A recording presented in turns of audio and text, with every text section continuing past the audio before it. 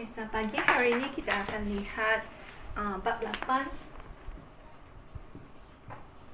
Okay, locus dalam dua dimensi ya. Locus dalam dua dimensi. Okay, hari ini kita fokus kepada locus. Kita lihat locus bermaksud kedudukan pergerakan yang berulang ataupun arah yang pergerakan dia. Okey, kita lihat lintasan yang dilalui oleh.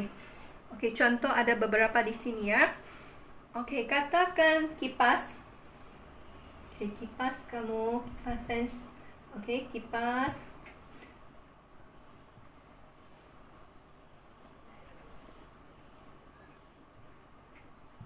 Okey, cara dia berpusing macam mana? Bagaimana pergerakan dia, bagaimana kedudukan dia.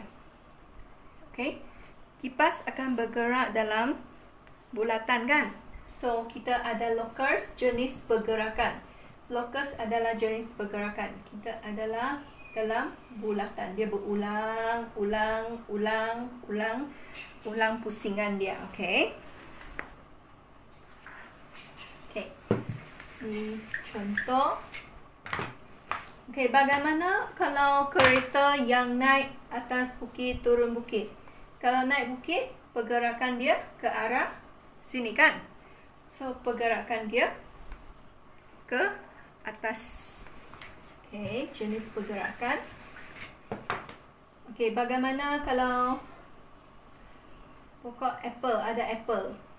Okey, apple jatuh dari pokok. Okey, bagaimana pergerakan apple ini? Turun ke bawah, pergerakan yang lurus. Okey. Bagaimana buayan pula? Kalau buayan, okay, ada garis. Ini yang tempat duduk dia. Dia ke depan, ke belakang, ke depan, ke belakang kan? So dia membentuk lengkung. Okey, ada orang duduk di sini. Okey, so dia ke depan, ke belakang, ke depan, ke belakang, buayan. Okey, so ini pergerakan kepada dipanggil locus. Okey, maksud kalau cikgu lukis yang tadi kipas. Okey, kipas. Okey, andaikan cikgu kata letak satu titik di sini. Titik ini dia sentiasa bergerak kan? Dia berpusing. So, akhir dia membentuk surihan lintasan. Locus bermaksud dalam lintasan titik yang bergerak ini. Lintasan titik yang bergerak ini. Okay? Lintasan apple yang menurun. Lintasan buayan yang bergerak. Okay. Itu adalah locus. Okay, so hari ini kita akan lihat lagi locus dalam dua dimensi. Okay, kita akan lihat daripada jenis pergerakan titik dia.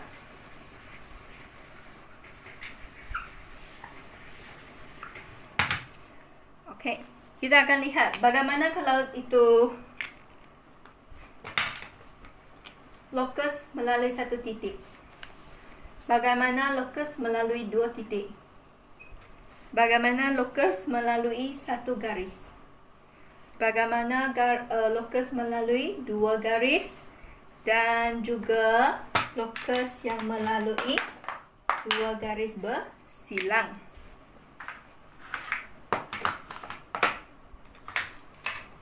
Okey, yang senang tadi. Untuk yang satu titik, cikgu sudah tunjuk tadi kipas pergerakan. Okey, katakan cikgu mau berjarak. Okey. Berjarak, katakan yang tadi kipas kan, yang ini. Okey. Tadi yang cikgu tunjuk adalah yang luar. Okey. Garis yang melalui lintasan di luar. Okey, sekarang ini satu titik. Satu titik tengah ini ya. Inilah titik tengah dia. Kalau 2 cm, cikgu mau 2 cm. cm. Okay, ini sentiasa 2 cm kan? Takkan kipas itu tidak berlainan saiz kan? 2 cm, 2 cm, 2 cm semua dia. So, satu titik ini pergerakan dia mesti berjauh. Berjauh dari pusat ini. Sentiasa dia 2, 2, 2. So, pergerakan dia sentiasa sama. So, akhir juga dia akan membentuk bulatan. Bulatan. So, ini locus. Okay, ini locus dia. Yang dalam bulatan. Okay, bagaimana kalau 2 titik sentiasa jarak sama? Kamu lihat ini sentiasa jarak sama kan? Jarak ini sentiasa dia sama. Kalau dia 2, 2. Okay? Kalau yang ini, takkan kamu mau melukis 2 bulatan kan? Okay. So, kita tunjuk sini. Kalau ada 2 titik, jarak dia sentiasa sama. Tengah-tengah kan? Kalau jarak sama, tengah-tengah kan? Okay.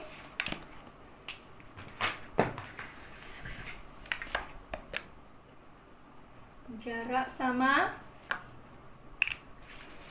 Kamu melalui tengah-tengah. Okay. Kalau kau naik sikit, mesti tengah juga kan? Jarak dia dari ini ke ini pun sama kan? Kalau kau melalui tengah, sentiasa dia sama kan? Kalau ke bawah pun, kamu melalui tengah, jarak dia dari 2 titik ini sama kan? Jarak ini. Okay, jarak ini dan jarak ini sentiasa sama.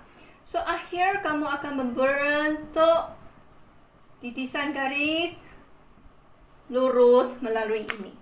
So, locus dia adalah di tengah-tengah yang membahagikan 2 titik ini. Okay, kalau diberi satu garis, okay, okay, so kamu perlu melukis locus.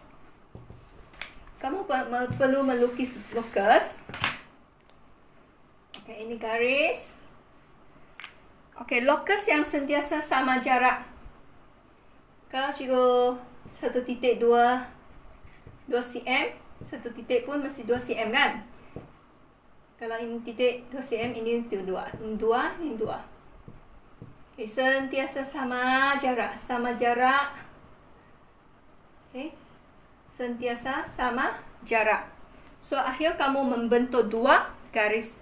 2 garis ini adalah locus. Okay, 2 garis ini adalah locus bagi garis tengah ini. Okay, dia adalah garis selari. Garis selari dengan garisan yang dibagi. Okay, sentiasa jarak dia sama. Atas bawah sentiasa dia sama. Okay, bagaimana kalau 2 garis? Okay, bagaimana kalau 2 garis? Kalau kamu ada 2 garis, di mana yang sentiasa bergerak dia jarak sama? Kalau saya lukis atas, jarak dari ini ke jarak dari ini tidak sama kan? Ini lebih jauh, ini lebih pendek kan?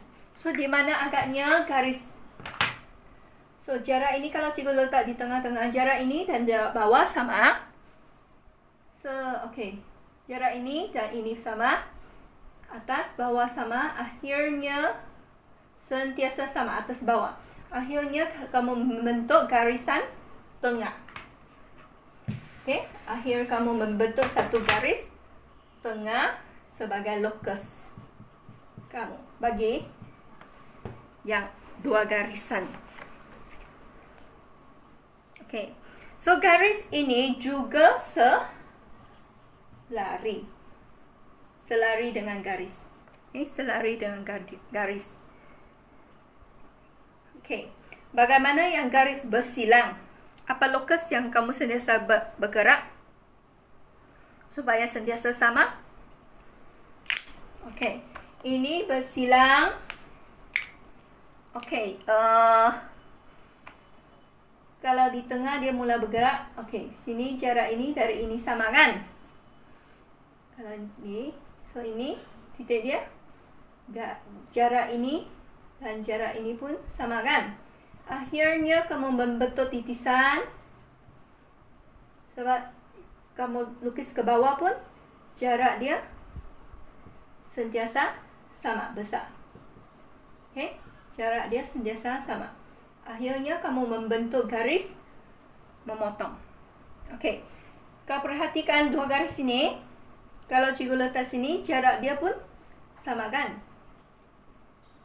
Jarak dari sini ke titik garis yang cikgu titik ini pun sentiasa sama. Okey, dari dua garis.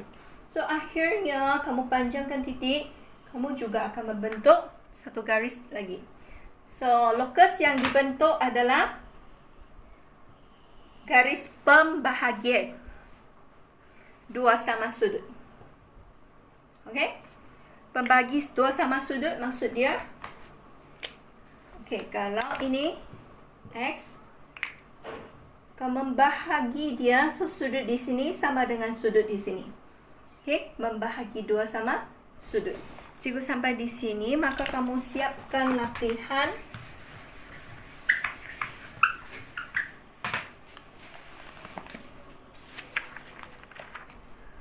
Satu, tiga, empat. Kamu buat muka surat 134 hingga 137.